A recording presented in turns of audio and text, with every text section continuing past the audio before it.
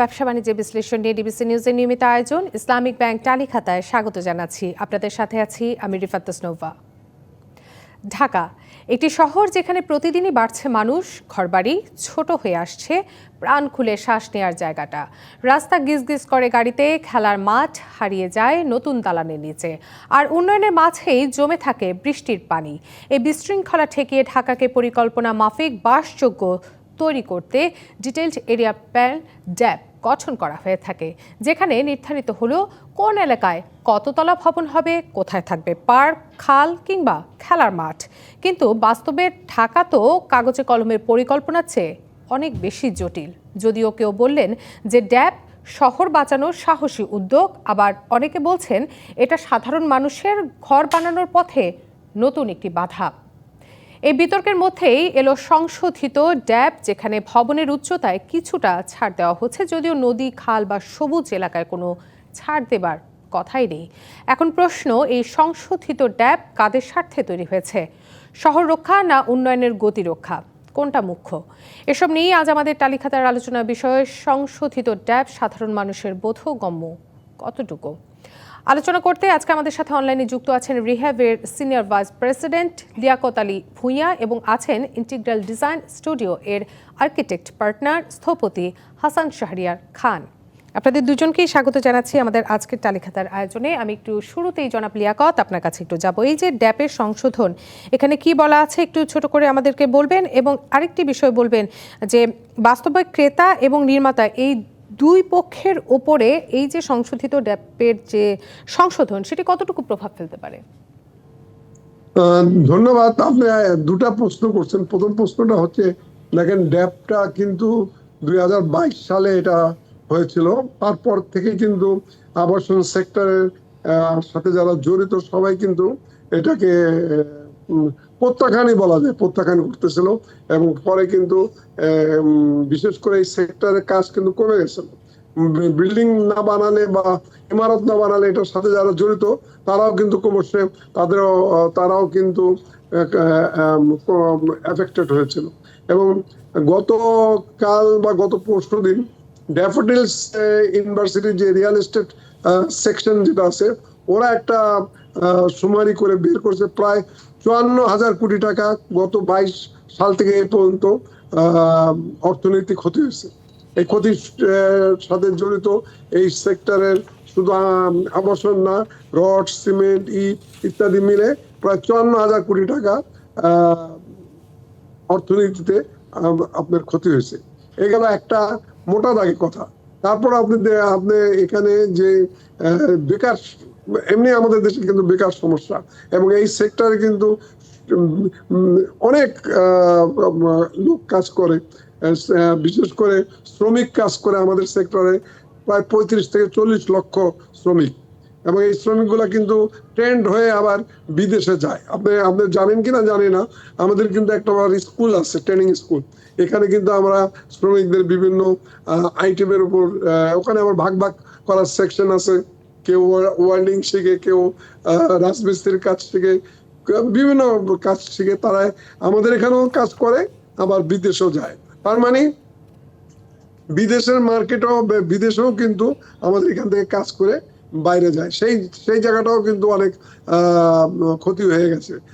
আমি একটু জনাব লিয়াকত, আমরা একটু ঘুরে আসি আমাদের আরেকজন অতিথির কাছ থেকে। আমি একটু জানতে চাবো জনাব শাহরিয়ার খান আপনার কাছে, যে আমরা যতটুকু জানি যে নগরকে পরিকল্পিতভাবে এবং বাসযোগ্য করে তোলার উদ্দেশ্যই কিন্তু এই ড্যাপের, কিন্তু এখানে এই যে সংশোধন, এটা মূল পরিকল্পনাকে বাধাগ্রস্ত করবে কিনা? ধন্যবাদ আপনাকে আমাকে এখানে আমন্ত্রণ জানানোর জন্য। বেসিক্যালি ড্যাপের যে সংশোধনটা নিয়ে স্থপতিরা বরাবরই যে বিষয়গুলো নিয়ে বলে আসছিল, বেসিক্যালি এই ড্যাপটা গ্যাজেট হওয়ার পর সাধারণ মানুষ এটাকে আসলে গ্রহণ করতে পারতেছিল না, কারণ এটার বাস্তবিক দিক যেটা, একটা স্থাপনার করতে গেলে তো একটা ইনভেস্টমেন্টের বিষয় থাকে। দেখা গেছে ঢাকা শহরে যে আবাসনের চাহিদা, সেই চাহিদা পূরণ করার জন্য একটা অ্যাপার্টমেন্টের কোয়ান্টিটি কন্ট্রোল করাটাই ড্যাপের উদ্দেশ্য ছিল, যেটাকে ওনারা বলতো জনঘনত্ব নিয়ন্ত্রণ করা।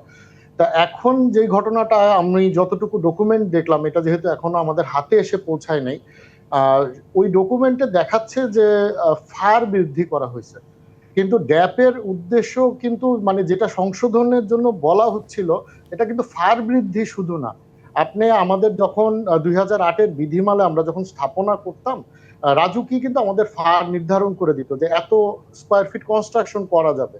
এখন এলাকা ভিত্তিক আবাসনের চাহিদা বিভিন্ন রকম। একটা গুলশান বনানীতে আবাসনের আকার বড় হয় এবং আনপ্ল্যান্ড এরিয়াতে আবাসনের আকার ছোট হয়। এখন দেখা যায় যে 10,000 স্কোয়ার ফিট গুলশানে দেখা গেল 10টা ইউনিট করলে বড় বড় ইউনিট, ওইটা বড় ধনী ব্যক্তিরা অ্যাফোর্ড করতে পারে, কিন্তু যেটা আনপ্ল্যান্ড এরিয়া, রায়ের বাজার অথবা হাজারিবাগ, ওইসব জায়গায় কিন্তু বড় বড় ইউনিটের চাইতে ছোট ইউনিটের চাহিদা বেশি। ড্যাপে জনঘনত্ব নিয়ন্ত্রণের জন্য যে কাজটা করা হয়েছিল যে আবাসন ইউনিটের সংখ্যাটাকে নিয়ন্ত্রণ করার চেষ্টা করা হয়েছে। কালকে যে গত 2-1 দিন আগে যে সংশোধনীটা আসলো, যদিও এটা আমরা এখনো ডকুমেন্টটা হাতে পাই নাই, কিন্তু যতটুকু দেখলাম এইখানে কিন্তু এফএআর এর মান সামান্য বৃদ্ধি করলেও আবাসন ইউনিটের সংখ্যাটা কিন্তু উল্টা আমি কয়েকটা জায়গায় হিসাব করে দেখলাম ওখানে কিন্তু কমে গেছে। আমি যদি একটু উদাহরণ দিয়ে বলি আপনাদের, এই যেমন ধরেন বসুন্ধরা আবাসিক এলাকায় একটা 5 কাঠা প্লটের জন্য বেসিক্যালি যেটা ড্যাপের গ্যাজেট হয়েছিল, ওই গ্যাজেটে কিন্তু এখানে এই ইউনিটের সংখ্যা নির্ধারণ করার জন্য তারা একটা প্যারামিটার দিয়েছে যেটাকে বলে ডুয়েলিং ইউনিট পার কাঠা। তা এইটা দিয়ে হিসাব করলে যেটা গ্যাজেট হওয়ার পর একটা সংশোধনী আসে, সেখানে ডুয়েলিং ইউনিট ছিল 1.9 এবং এর সাথে 30% ইনসেন্টিভ ধরলে 5 কাঠা একটা জায়গায় 13টা ইউনিট করা যেত। এখন ড্যাপে সবচেয়ে বড় কনফিউশন যেটা তৈরি করে, সাধারণ মানুষ বারবার জিজ্ঞেস করে যে আমি কয় তলা করতে পারবো। ড্যাপে কিন্তু তলার কোনো ইস্যু নাই, ড্যাপে বলে দিচ্ছে যে আপনি নাম্বার অফ ইউনিট কয়টা করতে পারবেন। এখন এই 13টা ইউনিটকে যদি আপনি পরপর বসান তাহলে 13 তলা বিল্ডিং হবে। আপনি যদি এটাকে 2 ইউনিটের বিল্ডিং করেন তাহলে 13-র অর্ধেক, যেটা 6.5 তলা একটা বিল্ডিং হবে। ব্যাপারটা কিন্তু এরকম। যে আমি একটু জনাব লিয়াকতের কাছে চাই। জনাব লিয়াকত, আপনার কাছে একটু জানতে চাচ্ছি, আমরা জানি যে একটু বলি আমি, এই জি আপনি বলুন। জি 1.9 কে বাড়িয়ে 2 করেছে, কিন্তু ইনসেন্টিভ কমায় 5% নিয়ে আসছে 30%-এর জায়গায়। ফলে যেটা হচ্ছে, আগে যেখানে 5 কাঠায় আমি 13টা ইউনিট পাইতাম, এখন কিন্তু আমি সেখানে পাচ্ছি মাত্র 11টা ইউনিট। আমার যদি এফএআর বৃদ্ধিও হয় তাহলে কিন্তু আমার ইউনিটের সংখ্যা কমে যাচ্ছে, মানে আবাসনের পরিমাণ কমায় ফেলা হচ্ছে। জনাব শাহরিয়ার, আমরা একটু জনাব লিয়াকতের কাছে যেতে চাই একটি বিষয় নিয়ে। জনাব লিয়াকত, আপনার রিহ্যাবে কিন্তু অনেকদিন ধরে ড্যাপের সংশোধনের কথা বলে আসছিল। এখন যে সংশোধনটা করা হয়েছে, এই পরিবর্তন কি আপনারা সহজীকরণ হিসেবে দেখছেন, বা এটাকে আপনারা কিভাবে দেখছেন এই সংশোধনটাকে? আমাকে বলছেন? জি জনাব লিয়াকত, আমি আপনাকে বলছি, বলুন। আচ্ছা, আমি যে সারিয়া ভাই যেটা বললো তার সাথে কিছুটা আমি ডিফার করি। উনি যেটা বলছে এটা কোনো কোনো ক্ষেত্রে হয়েছে, কোনো কোনো জায়গায় হয়েছে। যেহেতু আমরা গেজেট এখনো পাইনি, আগাম আমি কিছু বলতে পারবো না। তবুও আমি যেটা বলি যে তুলনামূলক ভাবে আগের চেয়ে একটু ভালো হয়েছে। একেবারে এটাকে করে দেওয়া যায় না। এক, আর দ্বিতীয় কথা হচ্ছে কোনো কোনো জায়গায় আপনি যেমন গুলশান, বনানী, ধানমন্ডি, এটা কিন্তু আরেকটা সাবজেক্ট, কিন্তু ওখানে কিন্তু কোনো কিছুই কিন্তু বাড়ে নাই। এবং সার এবার বললো যেটা, সেটার সাথে আমি একমত, কিন্তু এটা সব জায়গায় কিন্তু হয় না। এটা আমরা যেটা বলতেছিলাম যে ডুয়েলিং ইউনিটের সংখ্যাটা কিন্তু 2008-এর বিধিমালা এভাবে নিয়ন্ত্রণ করা ছিল না। আপনাকে যখন রাজুক আমাদের যখন একটা ফার দিয়ে দেয়, এখন আমাকে 14,000 স্কোয়ার ফিট দিচ্ছে, আমার এখন এই 14,000 স্কোয়ার ফিট আমি যদি ধরেন ঝিকাতলা একটা রেসিডেন্ট অ্যাপার্টমেন্ট বিল্ডিং ডিজাইন করি, ওইখানে দেখা গেল 1,000 স্কোয়ার ফিটের ডিমান্ড আছে। আমি ওইখানে কিন্তু অল্প আয়ের মানুষ যে 1 কোটি টাকার নিচে ফ্ল্যাট কিনতে চায়, আমি তাহলে 14টা ইউনিট করতে পারতাম, আমি 1000 স্কোয়ার ফিট করে। কিন্তু আমি একটু বলি সারে ভাই, আপনি যেটা বলতেছেন। জি জনাব লিয়াকত, শুনতে পাচ্ছি, বলুন আপনি। আচ্ছা, আমি যেটা বলতেছি যে এটা তো আমরাও তো ওয়ান অফ দ্য মেম্বার, আপনিও নিশ্চয়ই ছিলেন কিনা আমি জানি না, এটা যখন করে, তা আমরা তো সবাই মিলে কিন্তু আমরা কাগজপত্র জমা দিছি। আমরা জানি এখানে কয়টা ফ্ল্যাট হবে বা কয়টা ইউনিট হবে, ওইভাবে কিন্তু আমরা জমা দিছি।